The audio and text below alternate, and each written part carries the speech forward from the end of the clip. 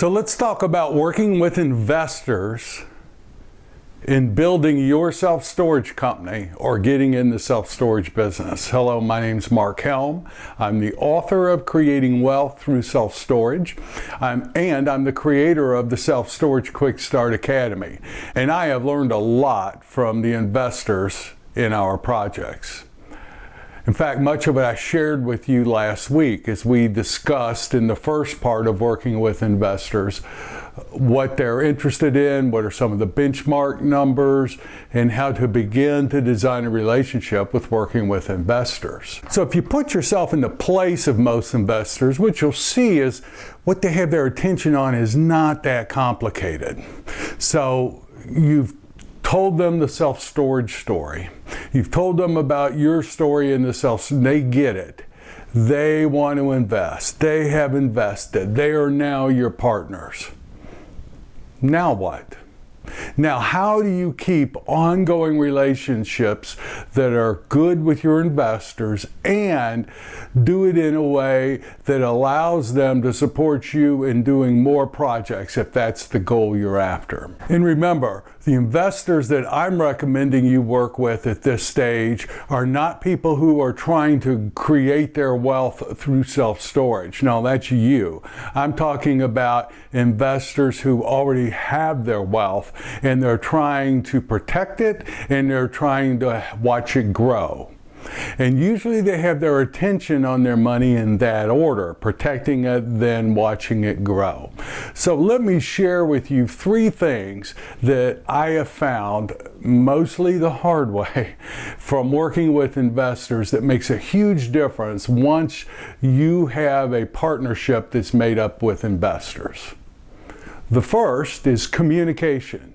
Communicate. Communicate regularly and communicate often.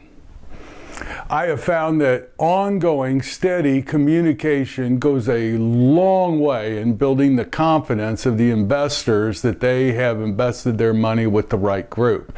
Look, if your financial reports are due on the 15th of the month, have them out on or before the 15th, not on the 16th. If they're out on the 16th, they're late. Just like your rent. If your rent's not due on the 1st and it comes in on the 2nd, it's late. Same with you in your communication with your investors. Find a rhythm that works for them. In some partnerships, more than once a month is not enough communication to satisfy some of them, especially when we're in acquisition mode and we're out to grow to a certain size. They want to hear from me regularly about what we're looking at, what we're doing, how it's working. You know, I went through a period in our company where I transferred some of my accountabilities to someone else as we grew, and I took my eye off that ball, and what happened was regular communications weren't going out on time, and it was not pretty, let me tell you. And it took something for us to re-get that structure in place so that the investors had the regular and ongoing communication that they're used to. Look, you want to have them be excited and glad and proud that they have invested with you. You know, it may seem odd coming from somebody who puts out so much material, writes at least 1 episode a week, that I would have trouble with ongoing and regular communication with investors. But believe me, it's not something that comes natural to me. I have to really create a powerful structure, have it in place, so that I know that those communications go out regardless of what I've got going on in my life or how I feel about it. So I have that in place for this business, and I have it in place for the storage business with the investors. This is critical of whether you have a one-time investor or whether you have someone who will be with you for a long period of time as you grow your company. So the first secret to having great investor relationships is communication. Over communication regularly and ongoingly. On the monthly report side, I mean, it's something as simple as we send or give them the monthly reports, the P&Ls, the balance sheets, and then I do a short 1 or 2 page text on what were the highlights on that facility for that month. So the second thing that I have found that makes a huge difference with the investors is, and I know it sounds simple, but pay on time. If you say you're going to be paying checks monthly by the 15th, have them out on or before the 15th. I know it sounds simple, but you would be surprised. Many investors are in partnerships that doesn't happen. I've had calls thanking me for sending the checks out on time from investors. I've had calls when they were late, they knew it, and the day after it was due, they're on the phone letting us know they don't have their checks. Now, I like to pay monthly if I can. I have some partnerships where we're paying quarterly, but I like to pay monthly. And here's why. First of all, it's another communication. They get it in the mail. I can do electronic deposits, but I'm working with people that are usually in their 40s, 50s, and 60s, and by mailing that check to them, they touch it, they feel it, they see it as a communication from me. And I know this might sound silly, but also their family members will see that check. And it will make the investor look good in front of the family members that, yes, look at all the checks that continually are coming in from this self-storage investment. It's just something we've done that we feel makes a difference. Look, even if I'm not paying the full 12 or 11% preferred return, I'm only paying 2 or 4, whatever the minimum is, I pay it, and I like to pay it monthly so they get lots of checks from me. My experience is if they're getting any check at all, it makes them feel good. It makes them feel like they've made a good investment. And in many cases, it helps them look good in front of their family members.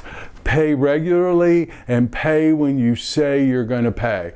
Don't be late. Stay in touch by check. So the third thing I have found made a huge difference for us is to stay on or above where you projected you would be in your projections prior to the deal going in service. See, every month when we send the financials out, one of the reports that we send out is actual to budget, and what the budget is actually the 10-year cash flow pro forma that we showed them as we were having them invest in the project. I take that 12-month, I take that yearly cash flow projection for whatever year I'm in, break it into months. If we're in a lease-up period, I break it up into months and show how the income's coming in straight from the lease-up page on the Storage World Analyzer.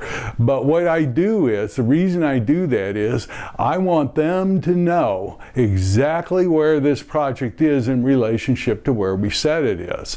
Now, I'm not always ahead at any given month, and there's some months or quarters where I'm behind, but we track it very, very close, and it's rare that there's ever a year where the NOI on that any given year on our 10-year projection is lower in actual than what we said it would be. Yes, our income numbers may be different, our expense numbers may be different, but at the end of the day, what matters is that net operating income number.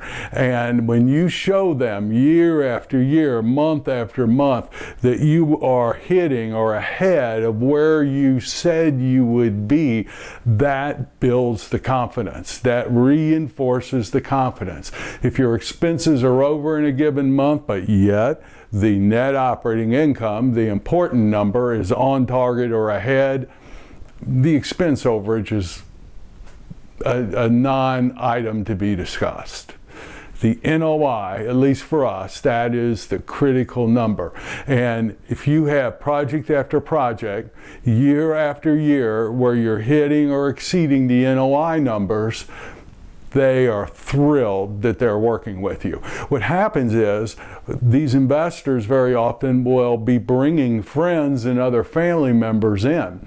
What I've discovered is friends of the investors usually want to invest with other people. They want to invest where their friends are investing. Imagine these investors on the golf course talking about the self-storage deal they're in, and everybody in that foursome is going to want to be in that same deal. I can't tell you how many phone calls I've gotten from people that want to look at the next deal that comes up because so-and-so's in it and they like it. And what happens is I will send them and want to meet with them and go over everything, and they don't care about the details. They just want to be in that deal because John's in that deal. And that's how working with investors works. And the other benefit of that is, and it will happen, when you have a project that doesn't perform like you've said it's going to, and you have a history of great communication, paying on time, being ahead on the projects that you have in service, and that deal comes up that's not hitting it right, there's a problem with that deal, they are going to be listening to you as an expert, and they will be working with you to solve the problem. It won't be like all of a sudden the investors get together and unionize and try to take the deal over because they have no confidence in you. They have great confidence in you, and that you all will work as a team to solve whatever problem you've had. Look, my experience is investors, if they have created that kind of wealth, in almost every case, they're smart people. They can take bad news, but coming from someone they have confidence in and someone with trust, that's one set of conversations. Bad news coming from someone that they don't have a lot of confidence in and there's not a lot of trust, that's a completely different set of conversations that come up. So use your ongoing relationship with investors once you start as a way to build and grow your company. I will tell you that the Storage World Analyzer, or the ability, in other words, to analyze projects so accurately, has been probably the number one most important part of the growth of our company. And tied to it or right behind it would be the relationship with the investors, because they are willing to play the game with us and put their money behind our vision. We get to be in the self-storage business like we want to be in the self-storage business. Look, many people don't want to have partners and don't want to have investors, and believe me, I get it. But for many of us, if we want to get large, we have to use other people's money.